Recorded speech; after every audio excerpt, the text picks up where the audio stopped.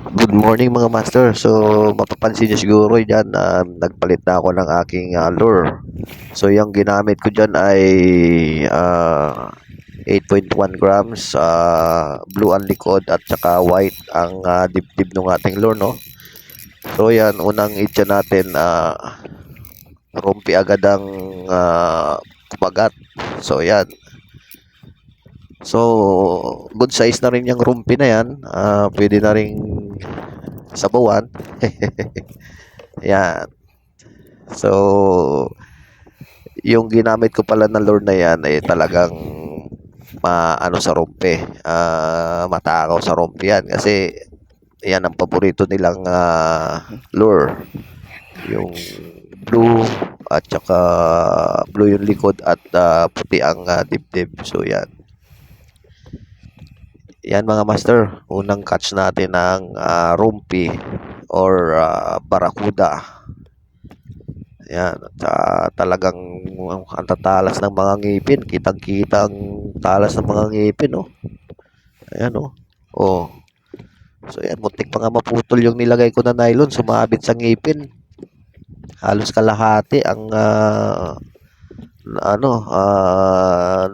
natapyas doon sa nylon, no. So yan, meron na tayong talakitok at rompi. So kung mapapansin nyo doon, merong isang bisugo. So yun ay huli ko sa tapil-tapil. Yung old school na pangangawil, okay? So ito mga master, pangalawang hagis. Yan.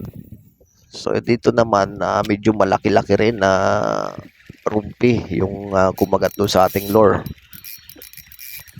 So yan, medyo bigat ang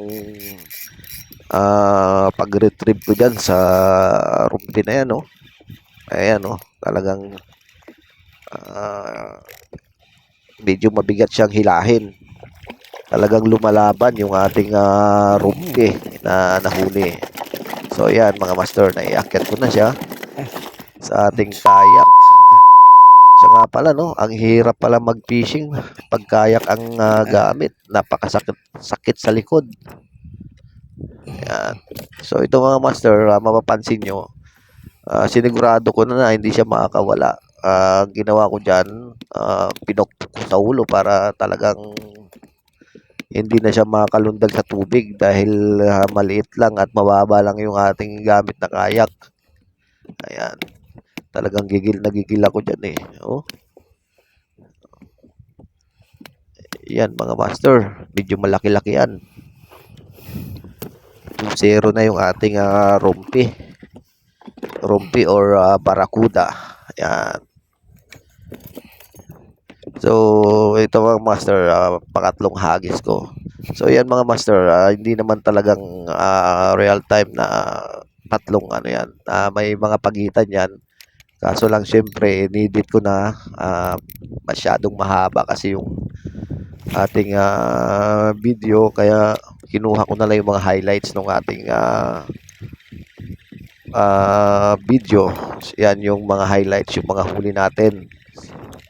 So itong pangatlong huli natin na rumpi ay medyo kasing laki rin nung una. Yan. Medyo magaan siyang ihilahin mga master.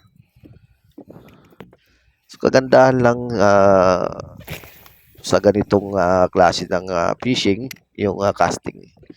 Pagka ganyan nakasakay ka sa bangka or sa kayak, pwede kang pumunta dun sa kantilado, yung pinakakantuhan, yung kantil at saka yung bahura. Yan kasi maraming isda. So yan mga master, yung ating pangatlong huli na rumpi. Yan. So naiakyat ko na, medyo maliit lang, katamtaman, kaya magaan iakyat. So kabuuan yan master, meron tayong tatlong huling rumpi, isang talakitok at isang bisugo. Yan. Ayan, at sinisigurado ko na talagang hindi makakawala, no? So atin ring pupukin ang ulo para talagang diretso siyang mamatay ang ating huli at hindi na makatalon sa or hindi na makawala. Yan. So yan guys, meron tayong tatlong rumpi na huli sa isang lure. Yung lure na yan ay 8 grams, blue ang likod at puti ang tiyan. So yan, yung isa ginanon ko na din para hindi na makawala. Okay mga master?